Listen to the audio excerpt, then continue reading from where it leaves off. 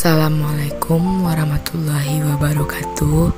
Hai teman-teman semua, perkenalkan saya Elbina Nabila dengan NIM 20012, kelas D3 4A, Prodi D3 Farmasi, Sekolah Tinggi Ilmu Farmasi Riau.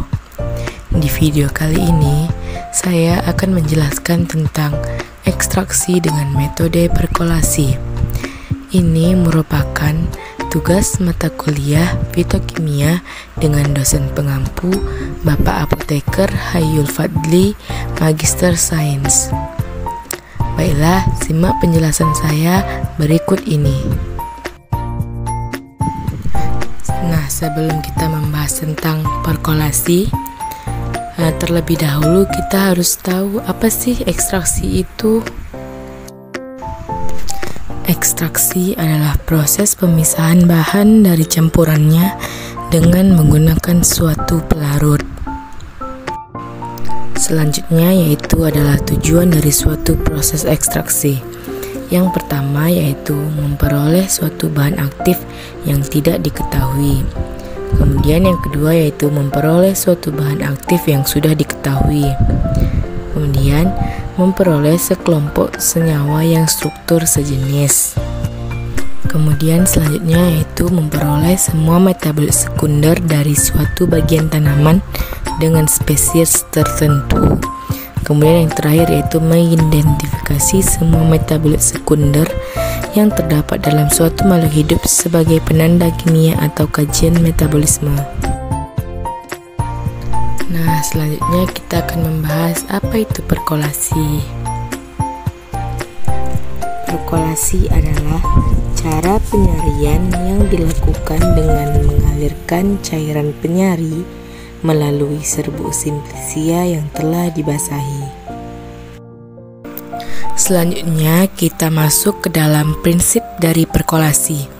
Prinsip dari perkolasi ini yaitu serbuk simplicia ditempatkan dalam suatu bejana silinder yang mana bagian bawahnya diberi sekat berpori. Selanjutnya, cairan penyari dialirkan dari atas ke bawah melalui serbuk tersebut.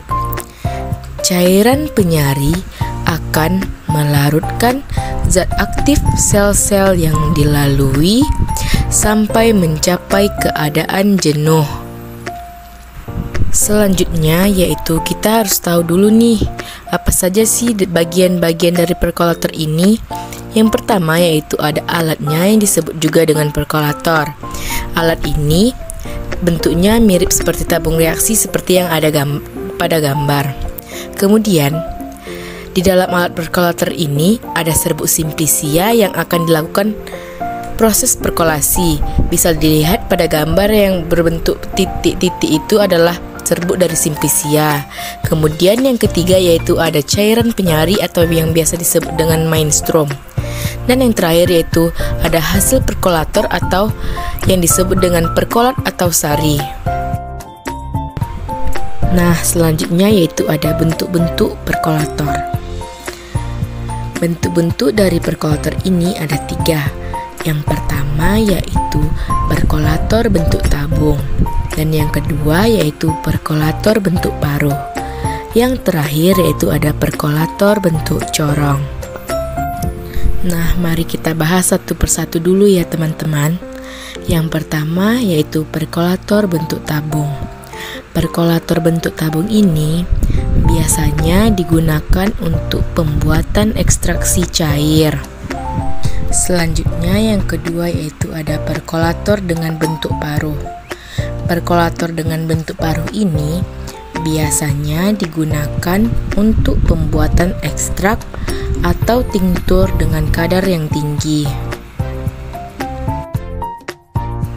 Selanjutnya bentuk yang ketiga yaitu perkolator bentuk corong. Perkolator bentuk corong ini biasanya digunakan untuk pembentukan ekstrak atau tinktur dengan kadar rendah. Adapun Adapun keuntungan ekstraksi dengan metode perkolasi ini yaitu tidak diperlukannya pemanasan, sehingga metode ini baik untuk substansi yang bersifat termolabil atau yang tidak tahan terhadap panas. Adapun kerugian dari ekstraksi dengan metode perkolasi ini adalah diperlukannya banyak pelarut dan waktu yang lama, sedangkan substansi yang didapat relatif tidak banyak. Selanjutnya kita masuk ke cara kerja dari metode perkolasi ini. Pertama-tama yang harus kita lakukan adalah siapkan alat perkolasi yang terdiri atas corong pisah, perkolator, dan Erlenmeyer. Kemudian, bagian bawah perkolator dilapisi dengan glass wool. Hal ini dilakukan agar serbuk simplisia tidak ikut turun ke bawah yang nantinya akan dapat menyumbat keran. Selanjutnya, siapkan simplisia kering yang sudah dihaluskan dengan menggunakan lumpang ataupun dengan menggunakan blender. Selanjutnya, simplisia diayak dengan menggunakan ayakan mesin tertentu. Jika sampel dari rimpang dan bijian, gunakan mesh nomor 20. Sedangkan jika sampel dari daun, batang, dan akar, gunakan mesh nomor 40. Selanjutnya, timbang simplisia sesuai kebutuhan yang akan digunakan untuk melakukan proses ekstraksi.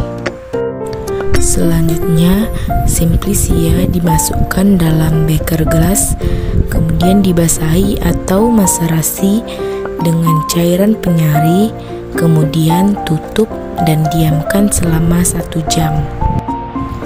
Kemudian, serbuk hasil maserasi tersebut dimasukkan ke dalam perkolator dan ditutup dengan kertas saring. Kemudian, mainstream dituangkan perlahan-lahan hingga di atas permukaan massa masih tergenang dengan cairan mainstream. Cairan mainstream harus selalu ditambah agar terjaga lapisan penyaring di atas permukaan massa. Selanjutnya, agar memudahkan pemisahan cairan, di atas perkolator dipasang botol cairan penyari. Kemudian, diamkan massa selama 24 jam. Setelah 24 jam, keran perkolator dibuka. Keran diatur sehingga kecepatan menetesnya 1 mili per menit. Penyarian perkolat dihentikan bila reaksi sudah negatif atau berubah warna menjadi bening.